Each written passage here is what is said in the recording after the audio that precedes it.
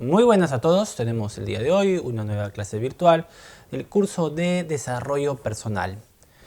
Ya en las clases pasadas hemos hablado de los inicios y los antecedentes de la filosofía medieval y también hemos visualizado un documental sobre la misión evangelizadora y hasta peligrosa de San Pablo, o también conocido como Saulo de Tarso, que era necesario que ustedes logren ver el documental para contextualizar o preparar el terreno de lo que viene ya la filosofía medieval en esta primera etapa llamada la patrística en la clase del día de hoy. No sin antes comunicar y advertir que deben estar mandando sus tareas a correo electrónico y cuando toque alguna práctica, examen, análisis, visualización, ingresar a la plataforma Microsoft Teams para desarrollarlo en la hora de clase. Dicho esto y sin más preámbulo, vamos con la clase del día de hoy, denominada la filosofía medieval 1, la patrística. Bien, entonces, como ya hemos dicho anteriormente, la patrística va a corresponder el primer gran periodo de la filosofía medieval. Nos vamos a situar entre el siglo VII y el siglo VIII después de Cristo. ¿Y qué pasa en los primeros siglos? Siglo I, siglo II.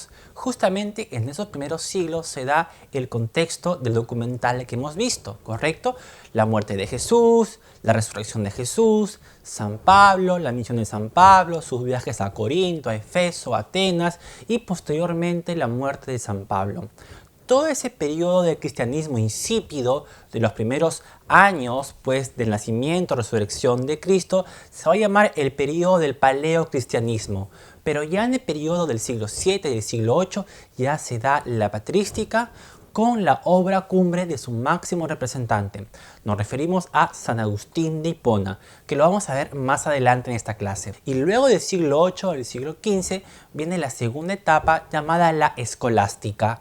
Entonces, después de ese periodo, pues va a finalizar lo que llamamos la filosofía medieval y va a dar paso a otro tipo de filosofía ya moderna. Es el primer periodo de la filosofía en la Edad Media con el fin de tratar de justificar y complementar la lucha entre la fe y la razón. Vamos a ver que la fe va a querer ganar terreno a la razón, pero como no va a poder competir en estas instancias, van a tratar de justificarse o complementar algunas teorías entre fe y razón para unificarlas. Recordemos que el cristianismo bebe mucho de las influencias del neoplatonismo. Entonces vamos a ver que en esta lucha se va a dar una unión más bien entre la filosofía y la teología.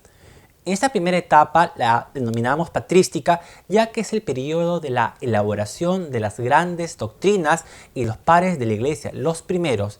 Entonces vamos a ver ahora qué busca o qué fin tiene la patrística, ¿correcto? Entonces vamos a ver que la patrística busca justificar la fe desde la razón. También va a buscar defender al cristianismo de las religiones paganas, de las herejías y de la cultura greco-romana. No solamente el cristianismo fue la única religión, también hubieron otras, como por ejemplo el maniqueo, que es una religión persa actualmente de Irán en ese momento. Entonces, por ejemplo, San Agustín de Hipona era maniqueo antes de convertirse al cristianismo, pero la religión cristiana va a buscar defender, porque va a pensar que únicamente la única religión fiel y verdadera es el cristianismo y va a defender de las demás religiones paganas, de las herejías, de las blasfemias y toda la cultura grecorromana que venía anteriormente. Ahora vamos a ver pues el tema principal. El tema principal de este periodo de la patrística se da en torno a la reflexión filosófica de Dios y por lo tanto las relaciones que van a existir entre la fe, la religión y la razón, la filosofía. El tema principal va a ser justamente eso, la relación de Dios y cómo la fe va a iluminar a la razón. Ojo, la fe va a iluminar a la razón. ¿Qué quiere decir eso? Que fe y razón son indispensables para comprender el mensaje o significado del encuentro con Dios. Entonces, teniendo como única y verdadera religión al cristianismo, ya que es obra y palabra de Dios, en los primeros siglos de los padres de la iglesia comenzaron a armonizar racionalmente la fe y la filosofía. estos esfuerzos culminan con la aparición de la obra cumbre del máximo representante de la filosofía de la patrística. Nos referimos a San Agustín de Hipona, que como dije anteriormente, no fue cristiano en sus inicios, fue maniqueo, una religión pagana persa que actualmente corresponde a Irán, ¿correcto? Ahora vamos a ver un poco más sobre la vida y obra de este gran pensador, uno de los primeros padres de la iglesia, que fue San Agustín de Hipona. San Agustín de Hipona nace en Tagaste, lo que es ahora Argelia, en el año 354. Ojo, hablamos todo esto después de Cristo. San Agustín de Hipona es el punto medio de transición, el pensamiento teológico que va a unir pues un poco de lo clásico con lo medieval en esa nueva concepción teológica con la religión. Bien, entonces vamos a ver que en el año 384 vive y se traslada a Milán, donde comienza a enseñar retórica. Él viaja de su natal, llega a Italia y comienza a recibir las influencias grecorromanas, especialmente las influencias neoplatónicas. Acá en este periodo está Plotino, que ya lo hemos visto en la clase pasada, y a los 2 años después, en el año 386, se convierte al cristianismo, iniciando una carrera teológica para defender las bases del cristianismo. Y, ojo, no solamente queda ahí, sino que su obra cumbre va a ser cuando se convierte en obispo de Hipona en el año 396. Llega a la cúspide y se convierte en una ciudad al norte de África de Hipona y lamentablemente fallece en el año 430. Vamos a ver que San Agustín se convierte en obispo de Hipona y ahora se le conoce como San Agustín de Hipona en esta ciudad al norte de África. Y ahora vamos a ver el planteamiento filosófico, qué es lo que propone San Agustín, qué es lo que busca o cuáles son sus concepciones filosóficas y teológicas.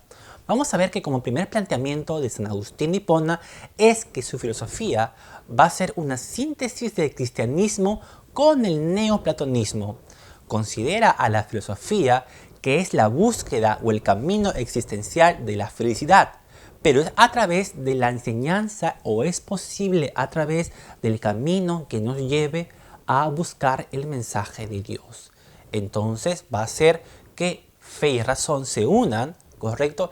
Pero para hallar la razón tiene que estar iluminada por la fe y la felicidad únicamente se va a lograr en la búsqueda y el encuentro de la palabra de Dios. Vamos a ver que hay más de hablar, hay más del planteamiento de San Agustín de Hipona.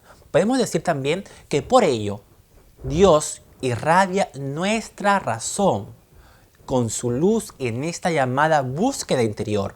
Hay que encontrarla en el interior del alma misma, ya que es ahí donde se va a dar únicamente la iluminación divina. ¿Correcto? San Agustín de Hipona plantea la interioridad, la búsqueda interior mediante la fe que va a iluminar a la razón, y la única forma para que nosotros nos iluminemos es en nuestra alma, en la llamada iluminación divina para encontrar la paz de Dios. Entonces, basándose entre la razón y la fe, nos dice que no hay contradicción alguna entre la fe y la razón. Ojo, muy importante.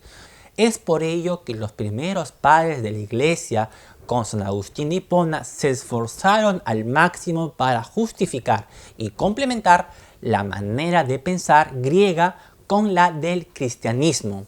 Y al igual que Plotino y en este neoplatonismo, San Agustín de Hipona afirma algo muy importante en su concepción, que el mal es la ausencia de Dios. Dios va a ser el creador del mundo, del universo, y únicamente el mal se da por desobediencia del hombre o por la ausencia de Dios. Esta parte va a ser muy importante que nos dice y que Dios y la creación en el mal resalta que el mal no tiene existencia propia. Es algo que no es o no existe porque la creación de Dios fue buena y perfecta y el mal se debe a la desobediencia de los hombres o como él decía, toda buena voluntad es obra de Dios. Si crees, llegas a comprender. Si no crees, no comprendes. Y si es que no crees, el mal viene por la ausencia de su palabra o por la ausencia de Dios. Muy certero las afirmaciones de San Agustín de Hipona. Es por ello, entonces, que la búsqueda de Dios no es solo un camino intelectual. Para San Agustín de Hipona significa que debe ser algo voluntario encontrarnos con Dios, que nos nazca, no por obligación, ¿correcto? No es algo intelectual. Si es que yo quiero iluminar mi razón, voy a conseguir la fe, la religión no, sino que debe ser algo armonioso, algo voluntario, algo conseguido con mucho amor para el encuentro con Cristo. Ojo, el hombre no solo busca la verdad en Dios, sino también la felicidad. Y esta se consigue a través del conocimiento y del amor al encuentro con Dios. Por eso que hay otra frase célebre de San Agustín de Hipona que nos dice: ama y haz lo que quieras. Si es que tú lo haces con voluntad, con amor, pues haz lo que quieras, pero eres consciente de tu propia voluntad, que puede ser seguir a Cristo o en su palabra de Dios, ¿correcto? Y también nos dice, como ya dije, si no crees, no llegarás a entender, dando significado en la razón para poder creer en la iluminación de Dios y el alma. Y como parte final del planteamiento filosófico de San Agustín de Hipona, vamos a ver qué nos dice sobre el alma. Recordemos que va a estar influenciado por Platón. Recordemos que Platón nos dice que el alma se divide en dos entes, el cuerpo, la materia y el lado espiritual. Y para San Agustín de Hipona también va a ser algo similar. Siguiendo el neoplatonismo, nos dice que el ser humano tiene dos sustancias, material y espiritual. El cuerpo pertenece al mundo físico y el alma pertenece al mundo de las ideas, ¿correcto? O sea, recordemos el mundo de las ideas, teoría de las ideas, Platón, neoplatonismo, cristianismo, todo está amarrado, ¿correcto? Entonces, el lado espiritual es donde está el alma para poder reconocer a Dios en este mundo de las ideas. Y también cuando este mundo pasa al mundo físico, ¿correcto? Vamos a ver que Dios nos da el pecado original. Otra de las concepciones importantes del planteamiento de San Agustín de Hipona es que por desobediencia de Dios, al ser arrojados del paraíso y todo el pecado original, también nos transmite el pecado original a todos nosotros. Y la única persona capaz de poder salvarnos del pecado original es Dios. Nosotros como hombres no podemos perseguir que nos salve del pecado original, si solamente Dios con su misericordia nos puede salvar del pecado original.